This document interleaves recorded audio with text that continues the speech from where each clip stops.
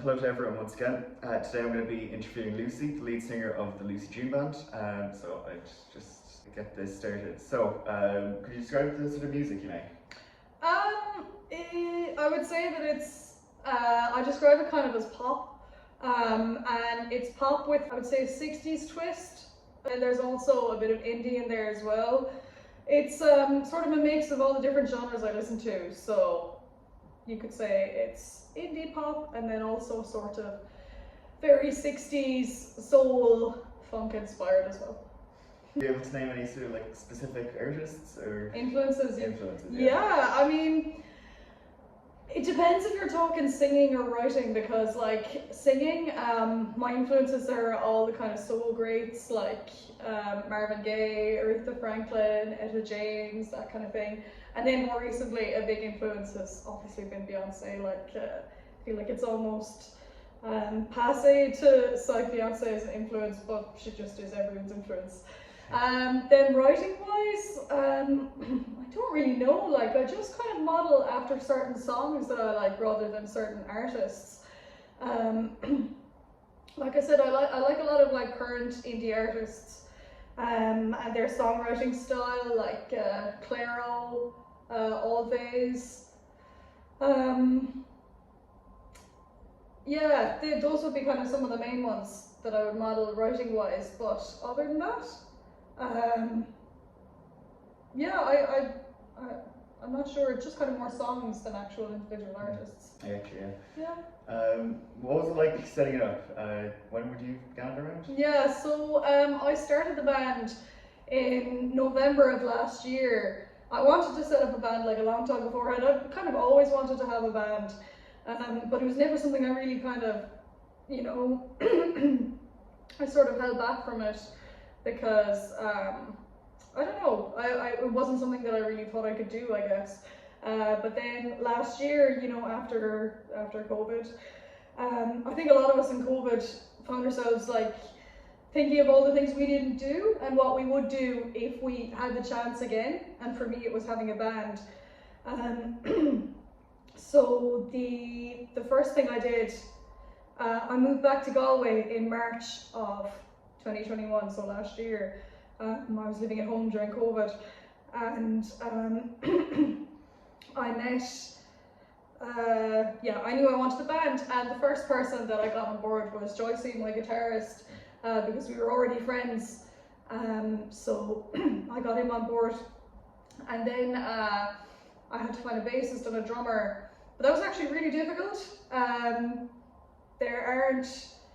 I found there weren't as many bassists and drummers in Galway as I thought, like especially considering how many musicians there are. So I ended up using a Facebook page, Musician Hunter Galway. So I wrote onto it and I got a load of responses.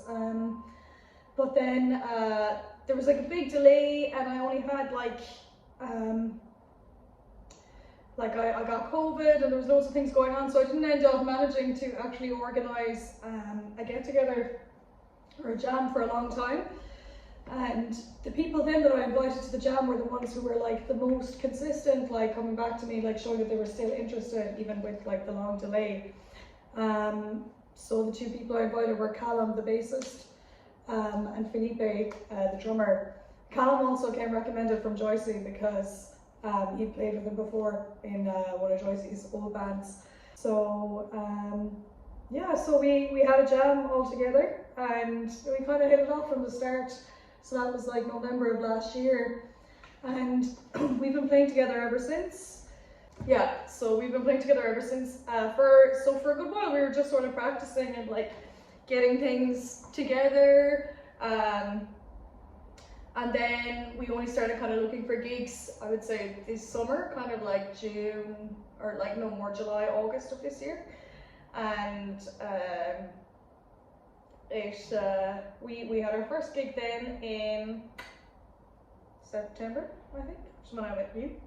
And then the second one then in October 22nd. So yeah, they were great. They were both great. So we are taking a little bit of break for the Christmas and maybe focusing on recording in January. So what was it like for playing for the first time? You mentioned that.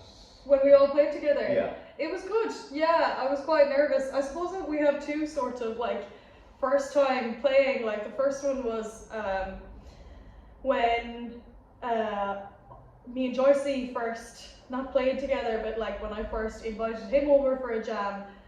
Because like we knew each other but not that well like at that stage. Like we're like really good friends now, but at the time like we only sort of knew each other, like moved in the same circles. And I remember like I had my eye on him for the band, and like we were at a party sort of like, you know, sat down in front of him and was like, do you want to be in a band? He was like, no, I was like, oh, you know, yeah, really, like I was like, oh, do you know, like, are you interested in joining any other bands? I'm starting up a band. And I really thought he'd say no. And then he was like, yeah, I joined another band. And I was like, great. So then I organised a jam. I ended up bringing him to like my neighbour's house. My neighbour let us in. And I drove him there, and I was so nervous. I was driving like a maniac, and he was like grabbing the oh shit handle beside me. But I brought him over anyway, and he was the first person to hear all of my songs, I think, apart from my sister. And he was really supportive, even though I was like shitting a brick, and he was great. So he was in then from that point. So that was like, I want to say about April or May 2021. And then, yeah, like I said, I actually moved back home for a bit during the summer, and I came back in September, so that's when I kind of got back on starting the band again, and that's when I did the Musician Hunter post and stuff. And then the jam with Felipe and Callum was similar enough. Like I was a little bit more, you know, I had a bit more confidence in the songs and stuff because I'd already shown them to somebody. So me and Joycey played like one original first, I think, just to show them, and then and we like I'd given them some covers to prepare as well, like 3 or 4. So like they showed up, we did the covers, we did the original, and then they were like, oh, like any other originals? So I showed them another one, and we did another one. And yeah, you know, that was kind of it. Then I knew like that they were great musicians. Like they really impressed me with their playing, and that they were nice people, you know, which is like sometimes more important. So I was very lucky to get both with them, you know. And yeah, we just got on. So it was a pretty easy decision after that. But yeah, it was just finding them in the first place. Definitely recommend turning to the internet if you're stuck in future. So wait, are all songs written by you, or? Yeah. Oh, okay. Yeah. What would you describe as like your process for making songs? Yeah, I would say I do probably have a process where I found that like songwriting, I only came to songwriting like relatively late in life, you know, that I'm 26 now and I started when I was about 24. And like it was never something I really thought I could do before then. But then, I don't know, like I think COVID again, or a little bit before COVID, I was moving to Galway in 2019 actually, that made me start thinking like maybe I can do this, because Galway is a very inspiring place, like musically and creatively. I'd never lived anywhere like that before, and like going and seeing other people my age who were having their own gigs and doing their own concerts and like playing their own songs, writing their own songs, releasing them on Spotify. I was like, I'd do that, you know. So I started trying a little bit in Galway, and then when COVID hit, I moved back home, and when I was at home then I had a little bit more time to work on it. And that's when I wrote my first good song. Because like with songwriting, I would definitely say to people now like that,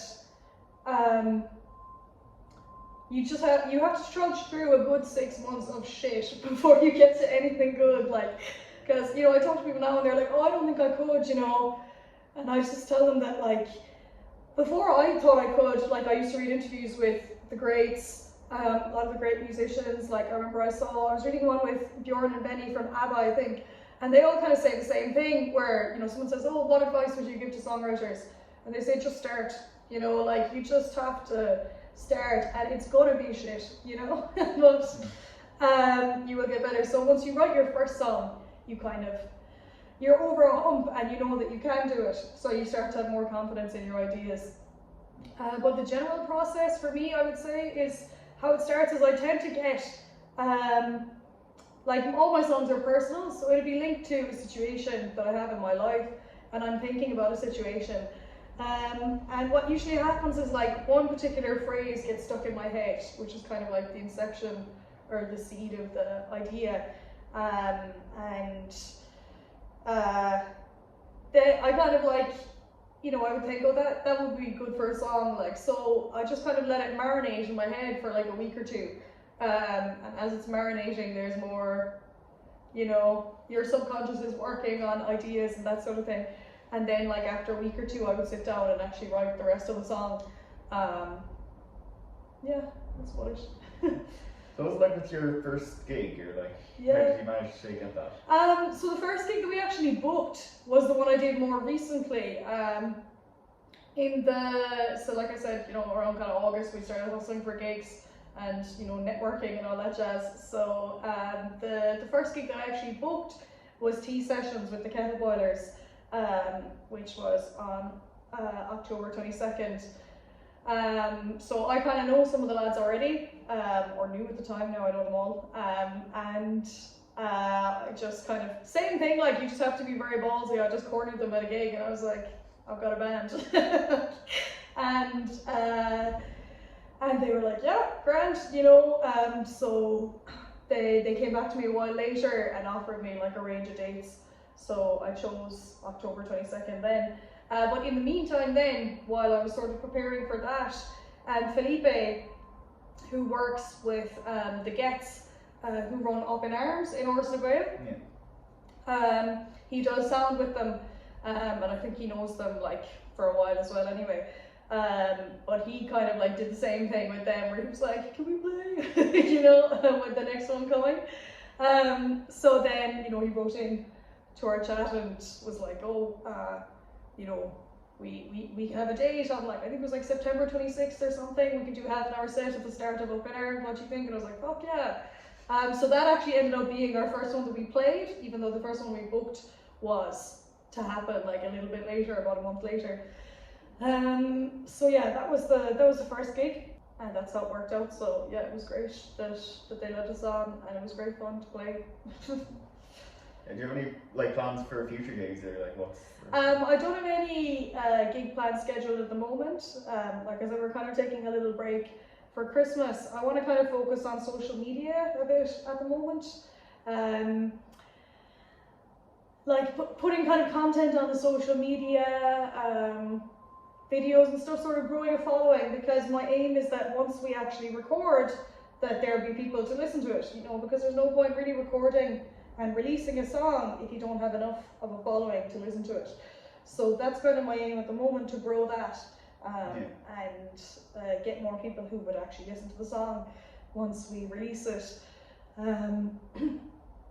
Yeah, that's kind of, and then obviously, you know, do more gigs as well, but it's sort of growing the social media and recording that I'm focusing on at the moment. Like, I would love, like, future plans, I would love to do festivals. I'd love to do like the Electric Picnic, or, you know, anything else, like running in Ireland or anywhere else, because I just think festivals are the most fun gigs to be at, and I always think they must be the most fun to play as well. Like, I went to the Electric Picnic the last couple of years, prior to COVID. I think it was 2018 and 2019. It was the same thing, where like you're seeing it, you're having fun, and you're like, I could do that, you know, or like, I'd love to do that. So that would be sort of an eventual small goal for me, you know. I'd love to get to things like that. Yeah, so you mentioned the like releasing the songs like on whatever. Yeah. Do you ever got someone like prepared for releasing the music, or like editing it, or? The plan is to record with a studio down in Kerry, where I'm from. So there's a guy I know there, Tony Flaherty, and I know him personally. Like, he's a neighbour of my uncle, and he has his own music studio, and he, you know, gets people to come and record there and stuff. So I've heard like some of his own stuff, and I feel like he has a sort of broad music taste or interest that I like, and like some of it sort of veers towards what I listen to myself, so, and what I want to make myself. So I think he might have, you know, a similar vision, similar sound idea to me. So we kind of have a plan to all jet down there sometime in January to do the recording. So it might be, we might also be doing it sort of half in Galway, half home, because Callum and Felipe have commitments up here. So it might just be, they might be recording their parts in Felipe's studio, which is where we practice. Felipe has a studio in his house. Yeah, so we might be doing like drum and bass parts there and jetting down and doing the rest at Tony's. That's sort of the slight plan. Yeah. Sounds good. So, I wish you the best. So thank you. Hopefully we'll talk to you again. Yes. Take care.